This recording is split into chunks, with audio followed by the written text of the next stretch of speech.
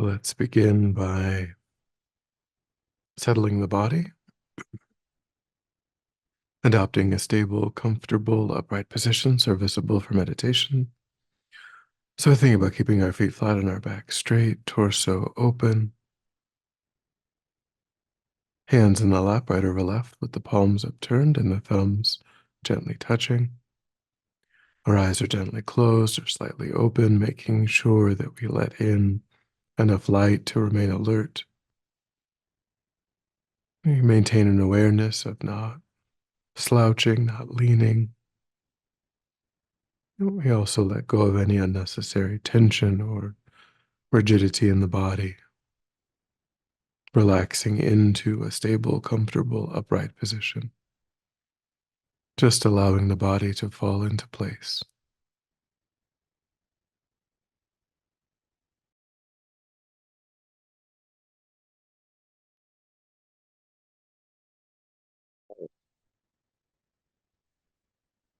And then we begin to let go of attending to the external environment, allowing sights and sounds to be as they are without investigation, constraining our awareness just to the body and mind.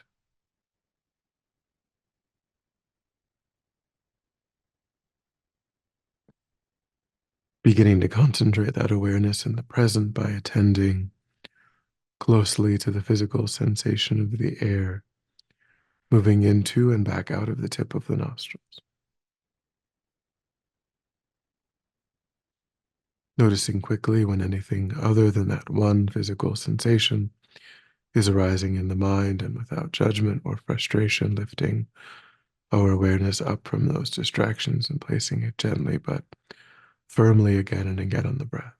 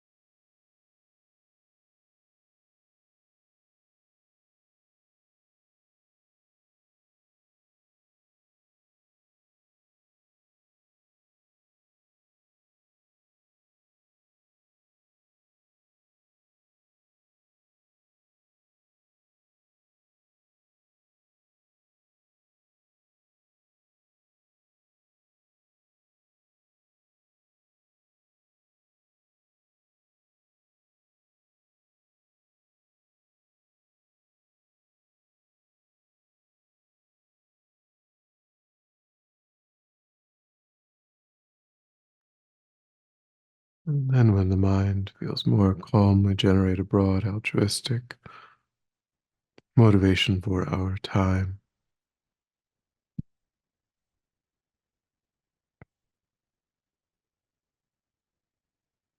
coming to recognize the existential condition that oneself and all sentient beings are facing, that all sentient beings, although they deeply wish to be happy, deeply wish to be free of even the slightest suffering, again and again without choice, are meeting with obstacles and difficulties, painful circumstances,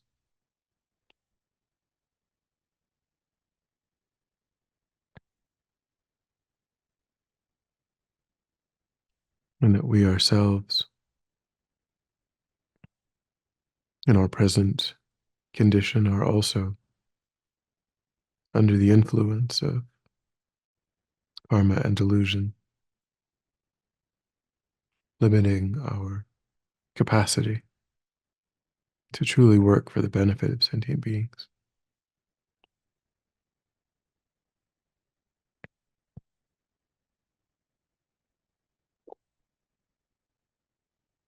And so we have to focus on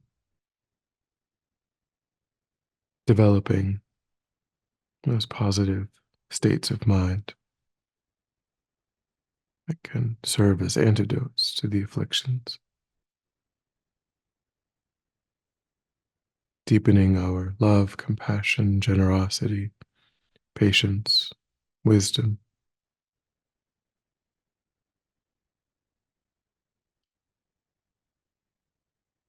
being resolved to apply those antidotes to reduce and ultimately eliminate those afflicted states of mind. And then we can be of benefit to sentient beings and can work to secure the welfare of sentient beings.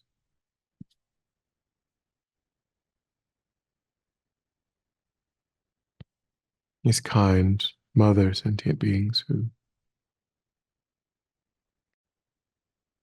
feel the impulse to be free of suffering and to be happy just as strongly as we do.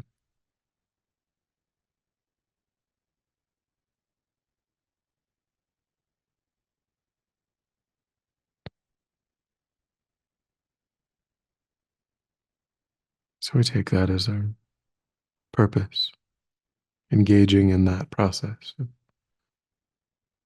inner transformation so that we may become truly capable of being of benefit.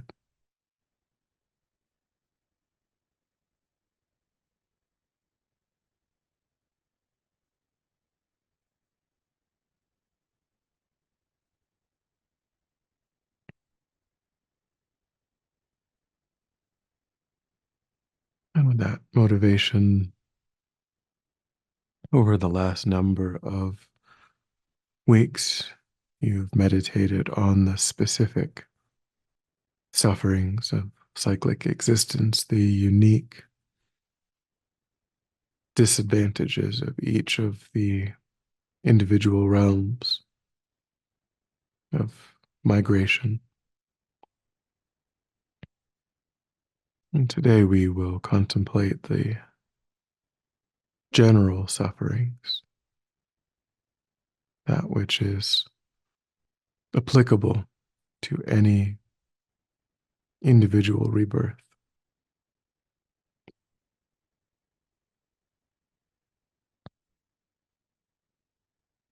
There are 6 general sufferings of samsara.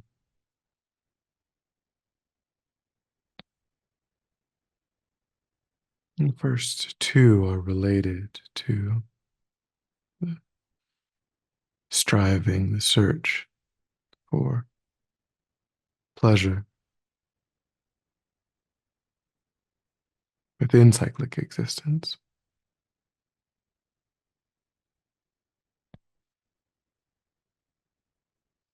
With respect to the pleasures of cyclic existence, we can say definitively that whatever pleasure they bring is fleeting.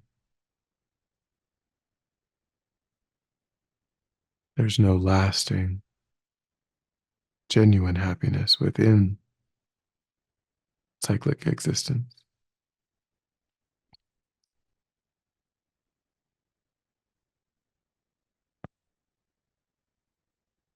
Whenever we find temporary sensory enjoyment,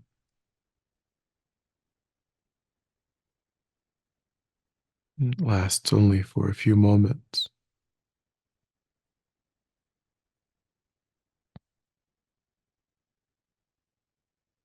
and we can connect it as well to the suffering of change, recognizing that even that temporary pleasurable sensation was only a reduction, temporary reduction in previously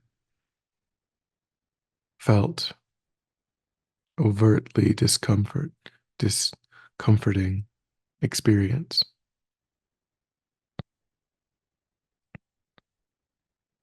The pleasure of food can only be understood in the context of the suffering of hunger, and pleasure of drink can only be understood in the context of the suffering of thirst, and so forth.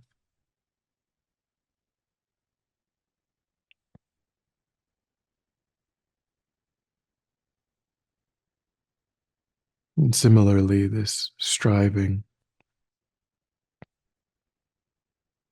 brings about dissatisfaction,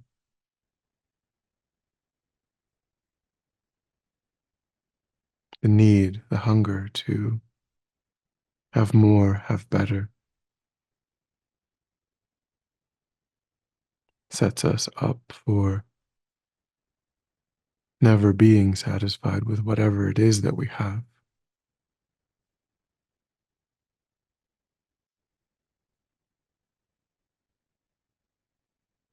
But think about these statements about samsaric pleasure. Try to relate them to your own experience, trying to demonstrate the truth, the validity of those statements of the nature of samsara.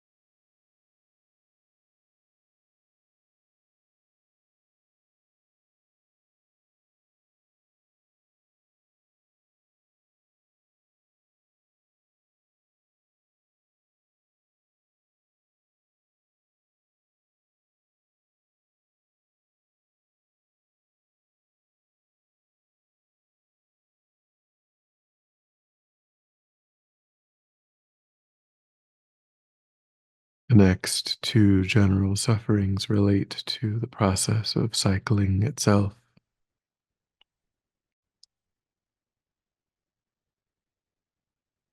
The first is the suffering of having to leave the body again and again. There's no definiteness to any lifetime within cyclic existence.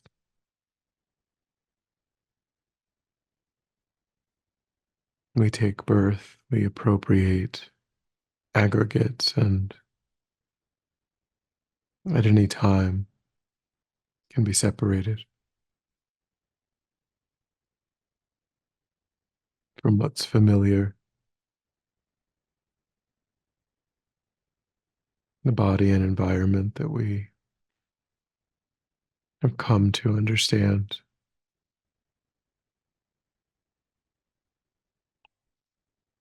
perhaps in some cases come to be attached to.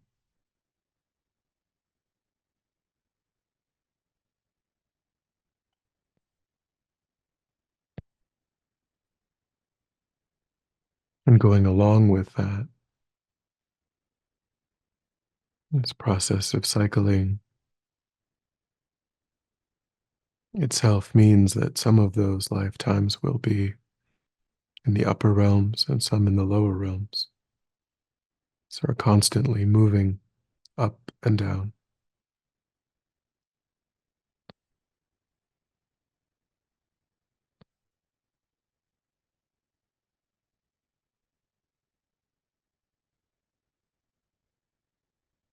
So there's no constancy, no reliability with the sort of experience either.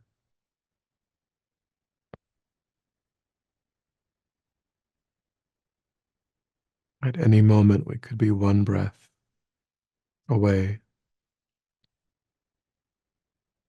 from a vastly different experience.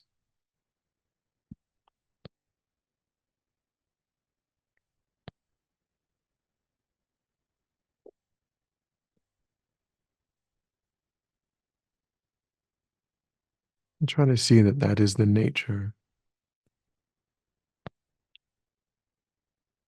of having a mind that associates with form again and again under the power of karma and delusion.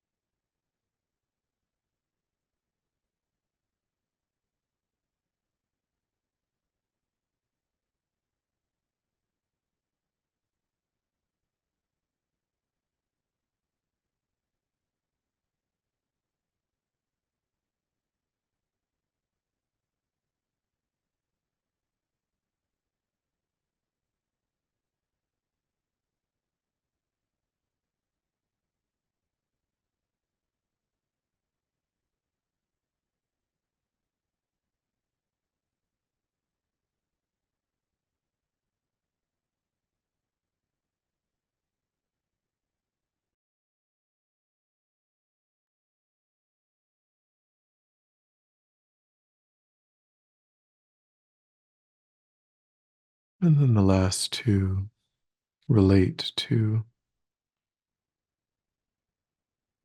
the experiences that we have across all of these different lifetimes.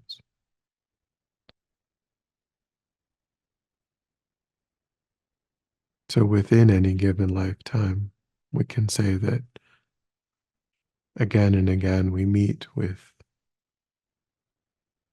unwished for conditions.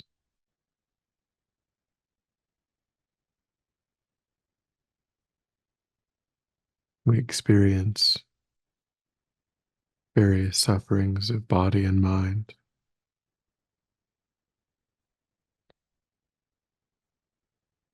getting what we do not want, being separated from what we enjoy,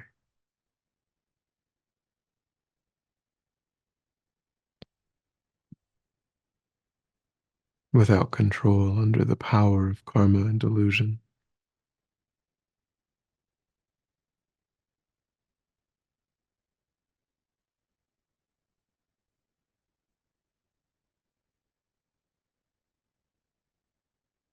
You can think back just even over this one lifetime to demonstrate that that is true.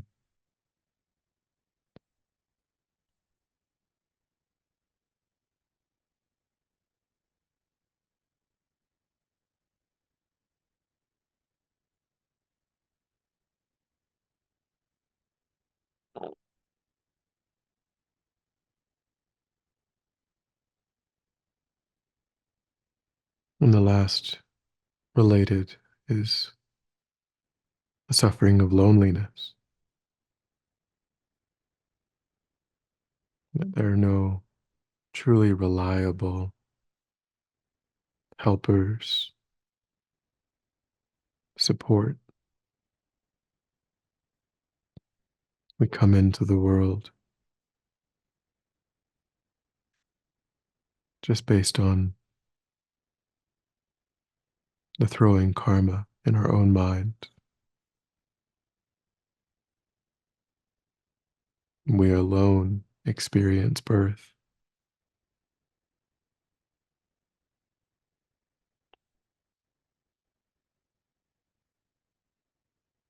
and we alone experience each death,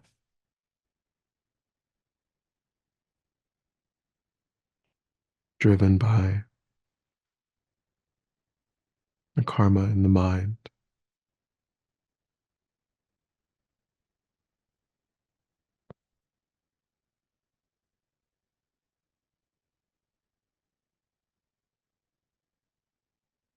Navigating the bardo over and over, completely alone.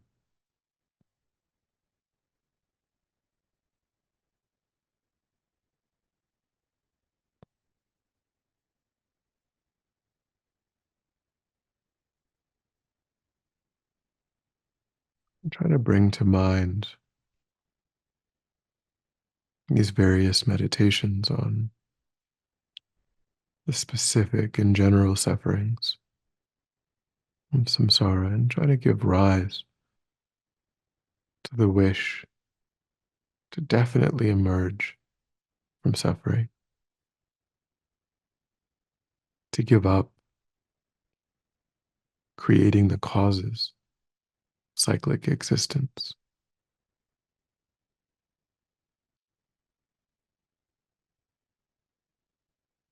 to create only the causes of liberation and enlightenment.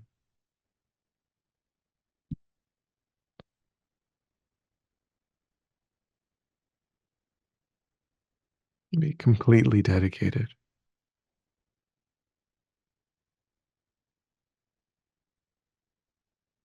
creating the inner causes of enlightenment.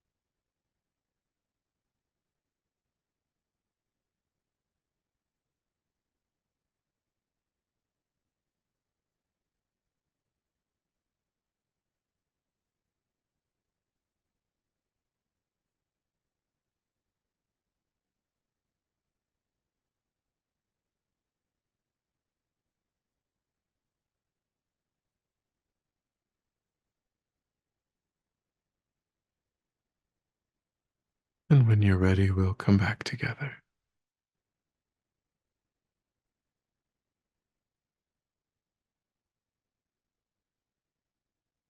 And we'll dedicate.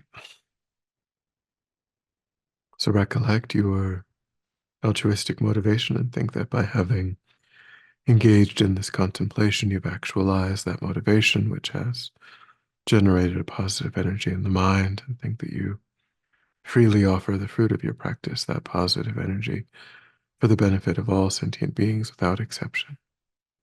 Thinking strongly when that positive energy ripens, may it serve as a cause and condition to eliminate war and conflict, poverty, famine, disease, disasters, all painful inner and outer conditions. May it fully ripen the minds of all sentient beings. May they quickly meet perfect teachers and arise in a state of full enlightenment. May I too achieve the state of enlightenment in order to work for the benefit of sentient beings perfectly. May any obstacles facing the Guru's long life be completely dispelled. May I and all sentient beings in this moment come under the joyful care and guidance of enlightened beings. May we be guided and protected until we swiftly achieve that state of enlightenment.